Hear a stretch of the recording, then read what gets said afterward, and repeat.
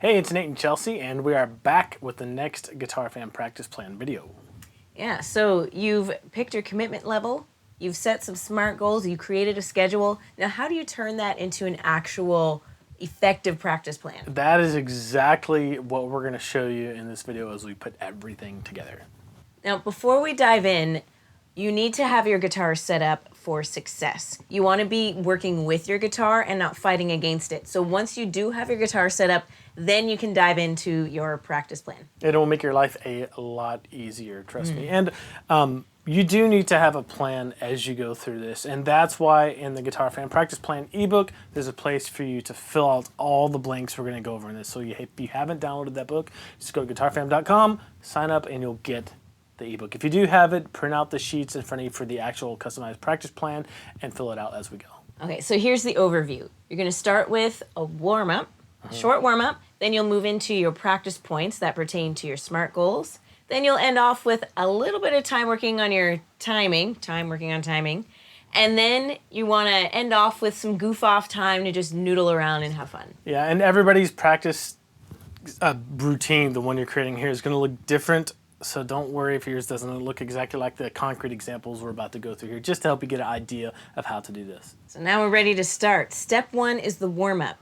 If you don't know what to do for a warm-up, then you can check out this video that we're going to post on this side of the screen. And it's from the Guitar Foundations course, and it'll set you up to be able to have a really effective warm-up at the beginning of your practice. And this is important for a couple reasons. Number one, when you warm up, it actually physically warms your hands up so it can prevent or stave off any potential injuries.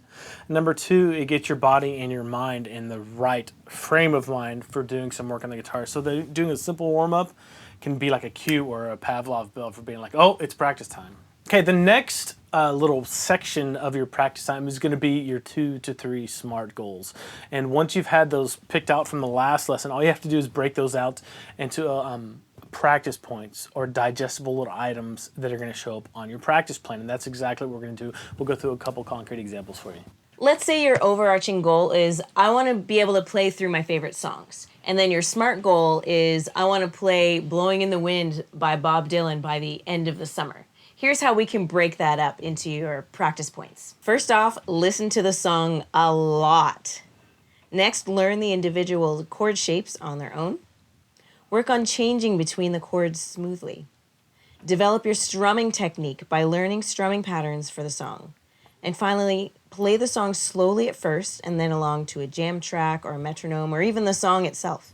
So do you see how that goes from like, oh, okay, I sit down with the guitar, there's all the stuff I could practice, so what do I actually do? Now you have 4 or 5 practice points that are concrete that you could spend your time on, and you know they're going to be working towards your ultimate goal of being able to sit down and play your favorite songs. Yeah, and the nice thing is that's cyclical, so each time you learn a new song, then you can just work through those practice points. Yep.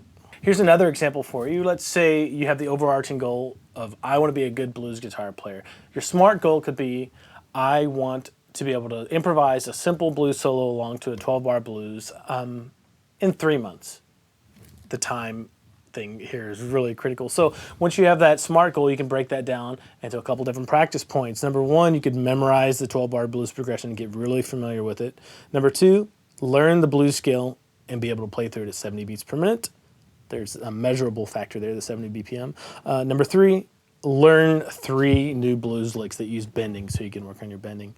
And number 4, improvise along to a blues jam track to work on your creativity. And that will get you through to your goal of being able to play a simple 12-bar blues solo in 3 months.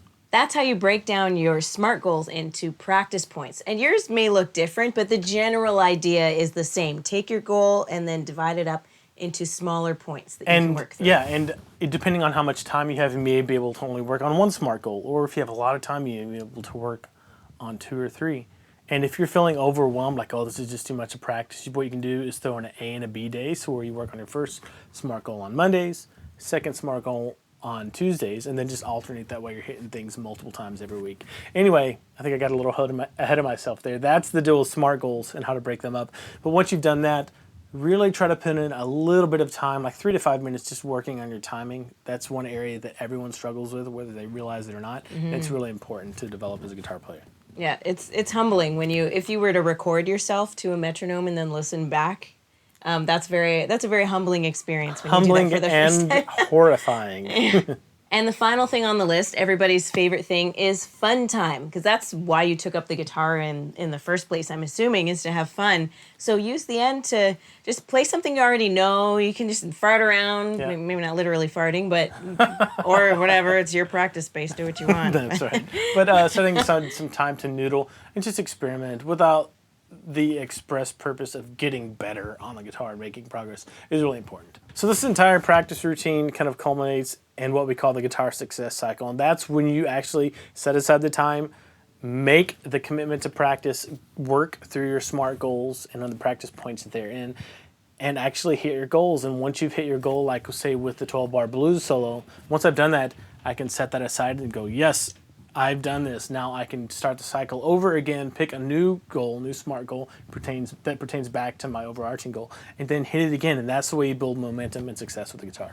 Yeah, and it's important to celebrate every single success. So every time you reach a goal, have a little celebration. It doesn't need to be big. If it's just you have a favorite glass of wine that night, or you do a little happy dance around your house or something, but just make sure that you celebrate every single goal that you reach. Or on your practice log that you have in the ebook, just highlight the day that you reach your goal. And like you can file that away and look at the things you've highlighted over the years as you look back. Yeah, and post in the forum, because we want to celebrate with you. When you reach a goal, then just if you want to use hashtag win or hashtag Hashtag Guitar Fam win. yeah Something like that. something like that. But just post in the Guitar Fam forum, so we can celebrate with you. Yep. So our action point for you today is to go to your Guitar Fam practice plan ebook and fill out the practice plan template. And there's also the logbook, the practice log that Nate mentioned, and that'll help you just to stay on top of things. And share this video with one person that you know is struggling with their progress on the guitar. You will be their hero, and